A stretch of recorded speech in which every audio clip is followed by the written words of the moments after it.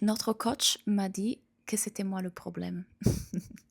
Et je pense que c'était la meilleure chose qui pouvait m'arriver. Ça a été dur de l'écouter, ça a brûlé, ça a fait mal à mon ego, mais c'était exactement ce qu'à l'époque j'avais besoin d'entendre pour me réveiller et voir que j'étais en train de causer les problèmes dans mon couple. Ce qui est intéressant, c'est que l'autre jour, j'ai demandé à mon partenaire comment ça s'est fait qu'en fait, depuis qu'on était ensemble, tu semblais en fait ne jamais me demander rien, m'accepter exactement comme je suis et ne jamais être toujours en fait dans cette ouverture dans ton cœur. Comment tu en es arrivé là à ne plus avoir aucune attente et à accepter l'autre comme il est? Et ce qu'il m'a répondu, c'est que ça faisait au moins 10 ans qu'il travaillait avec son coach. Et il avait abandonné cette idée erronée, ce grand malentendu de notre existence humaine que l'autre peut nous rendre heureux, que l'autre a la possibilité, selon ce qu'il fait ou fait pas, d'échanger nos émotions.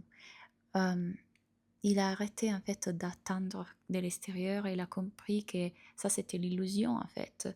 Et il a commencé à accepter l'autre comme il est parce que dans sa tête, c'est exactement ce que ce coach m'a dit à moi, soit tu l'acceptes comme il est, soit tu pars. Et c'est vrai, parce que pendant tout ce temps-là, on était en couple et, et je ne l'acceptais comme il est, je ne l'acceptais pas comme il était, pardon. J'ai continué à me plaindre, à ne pas être contente, à demander plus de connexion, à demander plus de joie, à demander plus de ceci, plus de cela.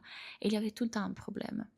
Et le fait est que moi, rester dans le couple et se plaindre autant et demander tout le temps des choses de la part de l'autre plutôt que l'accepter pour là où il est comme il est, ça ne peut qu'affecter sa confiance en lui.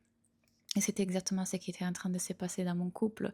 Mon partenaire vivait des problèmes de santé, donc il était en train de euh, progresser dans ce sens-là.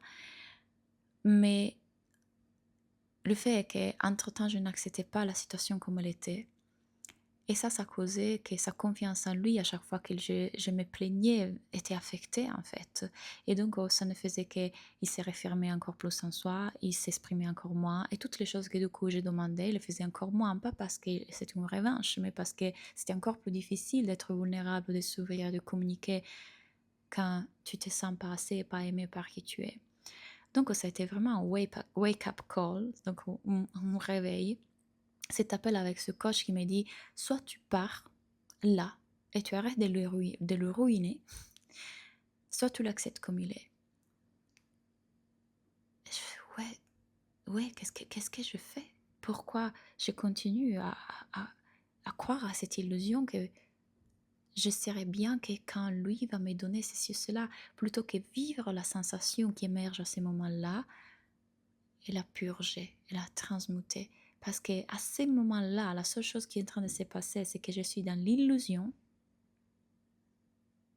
qu'il est un problème, qu'il est en douleur. Et que si lui n'est pas ce que mon cerveau croit qu'il doit être, je ne peux pas être heureuse. Ça, c'est l'illusion du moment. Dans ce moment-là, il y a mon système nerveux qui prenait le dessus, toutes les blessures du passé, les convictions du passé, le mental qui interprétait l'abandon, le rejet. Et c'était juste ça qui était en train de se passer. Pas que mon partenaire n'était pas le bon, pas que la situation n'était pas le bon. Il n'y avait rien à voir avec mon partenaire, parce que d'ailleurs, je fais ça avec tous mes partenaires. La seule chose qu'à ce moment était en train de se passer, c'est que il y avait une illusion. J'avais perdu de vue qu'amour est tout ce que je suis et qu'il ne me manque rien en ce moment. Et que mon mental est en train de prendre dessus et créer une illusion de la réalité, une perspective de la réalité qui n'est pas la bonne, l'interpréter lui comme il veut et la projeter sur mon partenaire. Et plutôt que voir ça à ce moment-là, je ne le voyais pas. Je voyais que douleur, tu me veux pas, tu m'aimes pas, tu m'ignores, tu n'es pas assez joyeux, tu n'es pas assez masculin, tu n'es pas assez... Et j'ai réagi à partir de là. Et ça a ruiné le lien. Ça a ruiné le lien.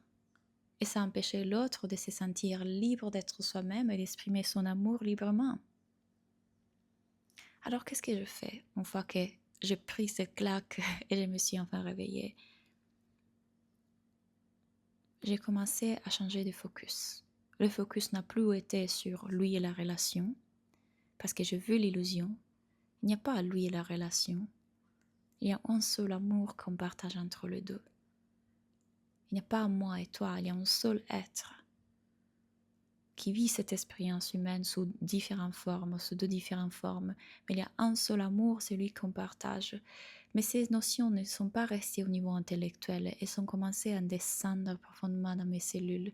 Pourquoi elles sont descendues dans mes cellules? Parce que j'ai commencé à être dévouée à ce travail.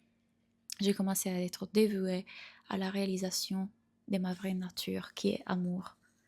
Plus j'ai regardé ici et j'ai gardé l'attention ici à l'amour propre, à l'amour vrai qui est ici, et moi j'ai focalisé mon attention sur le couple, plus l'amour qu'on partage ensemble a grandi et la relation s'est transformée de façon extraordinaire, sans que j'aille rien à faire sur lui dire comment être, changer comme il est, rien de tout ça.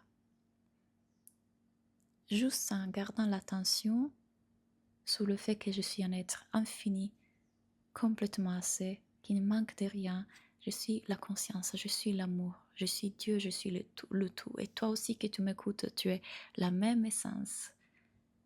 Tu l'as juste oublié.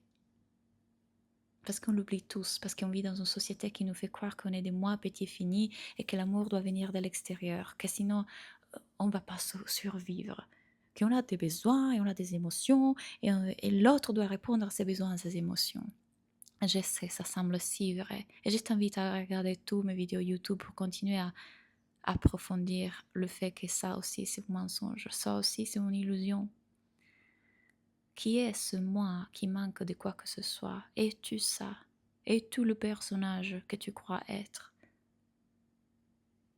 Ou tu es la conscience qui observe ce personnage faire, qui observe ses émotions remonter, ses sensations dans le corps, et qui peut complètement rester dans cet espace de paix qui est notre nature, et le laisser être, et les transmuter, et nous rend plus de force à bout d'un moment. Donc peut-être que parfois il nous faut l'écouter, que c'est nous le problème. Pas dans le sens d'être blâmé, mais dans le sens de reconnaître que ce qui se fait, ça n'a rien à voir avec lui. Et ça n'a rien à voir avec la relation. Parfois, lui change tout seul, sans que tu demandes rien, parce que tu as arrêté de mettre autant de pression dans le couple, parce que tu as arrêté de faire le couple la source de ton bonheur, parce que tu as commencé à faire de la réalisation de soi, la réalisation que tu es unité, ton seul focus. Et de là, toute la complétude de l'amour explose, parce qu'il avait déjà été là. Ça demande de la pratique et ça demande de la dévotion, ce travail. Ça demande de commencer à faire de ça la chose plus importante de ta vie. Parce que de là, tout le reste va couler. Et pas seulement dans tes relations amoureuses, dans toutes tes relations. Donc, j'ai créé des programmes pour t'aider dans ça et te guider dans le même parcours que moi aussi j'ai expérimenté, en te toujours partageant mes exemples pour te guider, pour que ça soit plus concret pour toi. Mon cours s'appelle Aimer sans t'abandonner. Il y a plein d'autres cours. Il y a aussi la possibilité de travailler en individuel avec moi et mon équipe. Je t'invite tout simplement à regarder ici en bas tous les liens. J'ai aussi écrit un livre. Et j'espère que ce contenu t'aide à voir à quel point on était juste dans une illusion. Tu es déjà amour. Merci pour avoir écouté. Laisse-moi un commentaire, ça me fait toujours plaisir. Et à bientôt.